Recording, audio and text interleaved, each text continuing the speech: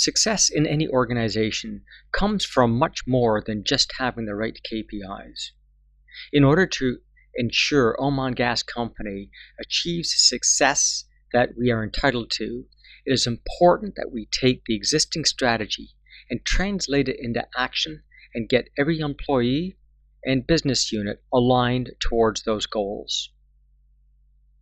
Now, we've had the good fortune of working with your team and reviewing many of your documents, and we are pleased to say that most of the raw materials you need have already been developed. This presentation takes you through a quick show of how you can take your existing strategy and strategy documents, KPIs, and transformation concepts and apply them for great success. The first thing we need to do is capture your existing strategy. And again, that exists in many documents, but the primary one is the PDF file that we were sent on your midstream vertical strategy. Now, we're going to capture the words of this strategy in what we call a strategy map. A strategy map takes the 4 perspectives from the Balanced Scorecard and puts your strategic success into that context. So, for example, you outline your mission statements and in particular the 3 fundamental strategic goals. So we should be able to take those and draw them as strategic goals on the strategy map.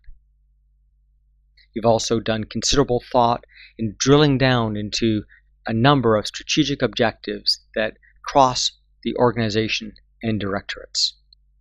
So these objectives we can harvest directly from what you've already reviewed and approved to form a strategy map. Now, the second part of a strategy map are the cause and effect arrows. They describe how any one of our strategic objectives contributes to the success of the next. In this way, we can all understand why we're doing activities and what outputs we need in order to get success for Oman Gas. Now, as you've already done, the next step is to put the strategic priorities or weightings next to those objectives. Now, the weightings will change over time, whether you're looking at it over the next 1 year or 5 years. So objectives which are important now will be less so in the future. And objectives which are less important now may increase in importance in the future. Now, this is important because that's the strategy. That's how we're migrating the company forward. For now, we'll ignore the long term and only look at the 2018 strategic priorities. The next step is we can add in the corporate level key performance indicators. And again, you've given considerable thought in this area, and we've done some work to refine those with your team. Now, those will allow these strategic objectives to turn red, yellow, and green based on their performance. Now, each indicator will have a different performance threshold, but in concept, green means we're at or above target. Yellow means we're below target, but we can achieve it with the resources, with the budgets and people we've been given. And red means send help. Red means either the performance target is so far above what we can possibly do, we need more resources to achieve those, or we need your help in changing the target to something we can achieve with the resources the company can afford to share with us. Now, when we take a look at the strategy map, the cause and effect arrows explain some of the performance. So these 2 objectives may be below target because this one at the bottom is the sole issue. This means we should focus on this objective in order to help improve the performance of these other 2 objectives. But there's more information here as well. If this were our strategy map and this were our performance meeting, I would ask you which of the 2 objectives we should focus on to begin with.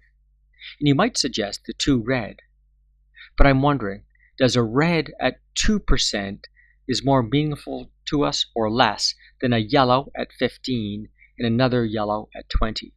In other words, 35% of our objective is at yellow and only 5% is red. Maybe we should be focusing in on the yellows instead.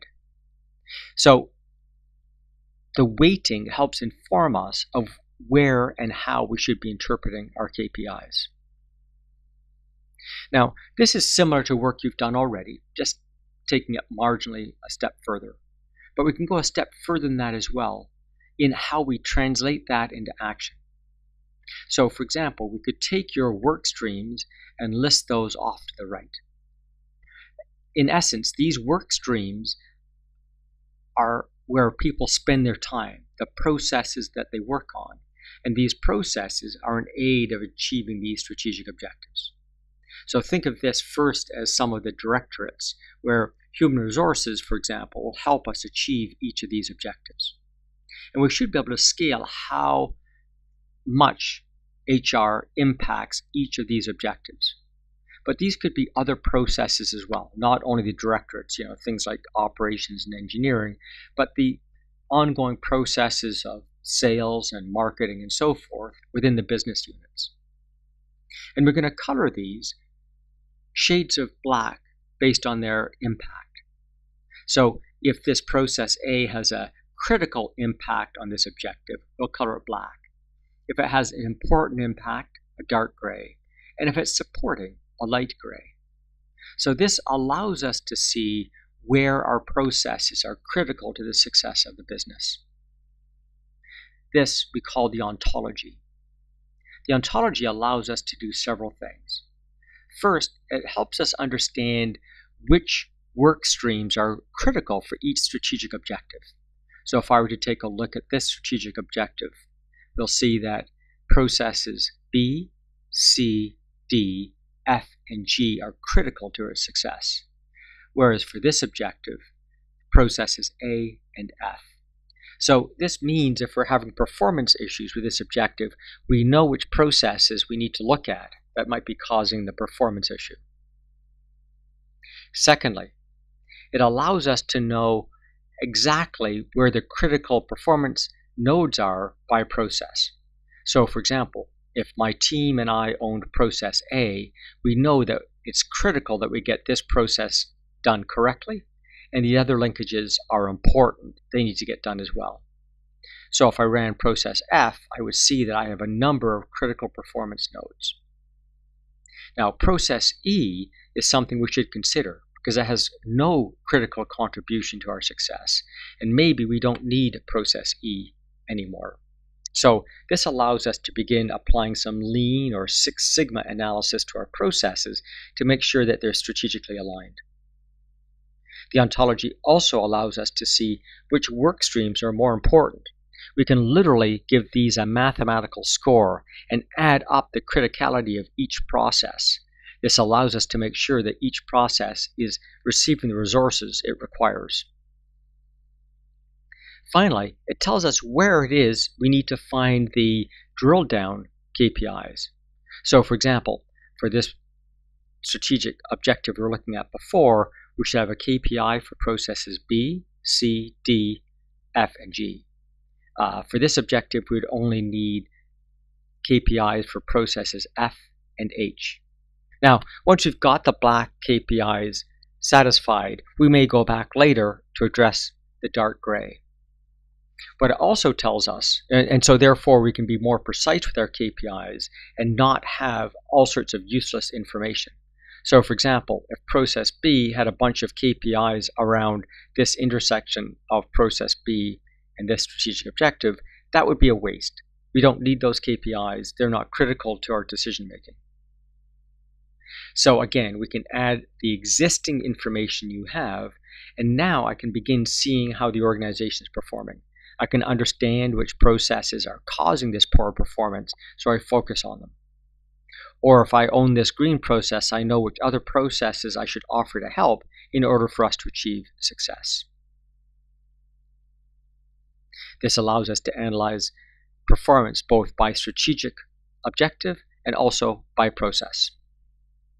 So for example, process G might say, you know what, things are pretty good, I only have one yellow. Process F says the same thing. But unfortunately, they both line up with this important objective. So although it looks within that silo or directorate or business unit that things are fine, when I look across the processes, I see the issues. Now, we can actually also assign these a number and mathematically score the level of support we have for each strategic objective. And it looks a bit like this, where the length of this bar represents the amount of process support I need for success. The blue part represents how well I'm currently performing, and the gold part represents the gap between current performance and what the strategy calls for. So this allows us to prioritize our projects. Obviously, we should invest more money to close this gap than, for example, to close this gap. Now, this allows us to make informed project decisions across the organization, regardless of politics and location and so forth. Let's take a look at that in a little bit more detail. I can do the same thing as I did with the work streams, but now list the initiatives, the projects that we're working on. And again, there's a fair amount of thought has been done about different projects we can begin endeavoring. Those would go across the top. Now what I can do is score the impact of each of those projects on the success of the business. Now, those projects include what I showed you from the work streams and directorates, but could include other things like your SAP implementation, etc. These are all expensive projects which better have an impact on closing the performance. Now remember what I said before, those projects are being commissioned to close these gaps. So let's just focus on those gaps. We'll chart those on the right. Now what we can do is also score the impact of these initiatives, and we'll represent those as these red dots. What we can begin seeing is that some areas we are overinvesting. We have too many projects here based on the size of the red dot. In other cases, we're underinvesting. We have a significant gap and not many projects. So this begins to help us see whether our project portfolio is in line with our current strategy. What we've learned is in most organizations, between 30 and 50% of the projects are misaligned. These are resources that we should be applying where the critical nodes need support. So this is how we translate strategy into action. We take the strategic goals, link them to the work that people do, the processes and projects that they work in, and score them to make sure that they're performing correctly. And then we add in ongoing KPIs so we can track this performance across time. So to put this back into a broader strategic context, executives have a number of responsibilities. We call this the executive suite. You've got responsibilities around setting and monitoring strategy. You have responsibilities about ensuring the organization's doing the right work that we do through spreadsheets and dashboards. You also have to make sure that employees are rewarded and motivated correctly. You have to manage risk. You have to do financial and business planning. And finally, you need to coach the organization towards success. Now, inside each of these areas are some specific activities. So, for example, in strategy, you need to form the strategy, capture it in a strategy map, use that to build a balanced scorecard, and that in turn to cascade down to your business units, processes, and directorates. Now, that same strategy map can be used to drill down to the specific processes that we work on. And that's what we showed you with that black and white spreadsheet, the strategic performance analysis. And based on that, we can then determine where we need to drill down KPIs. We can also use that to do the strategic project management, those blue bars, gold bars, and red dots. Now, this same work can then be used to make sure that we're rewarding and compensating people correctly. And we do that through things like making sure that we have the team's objectives and key results well defined. We can use that to inform self-managed work teams because they understand their purpose, goals, and targets. And we can use this to build employee engagement. Now, as a leadership team, you also need to manage risk. But risk should be seen in context of the strategy. So we can use a strategy map to modify your existing risk register to create a strategic risk register. And then by applying KRIs, key risk indicators, we can build a dynamic risk scorecard.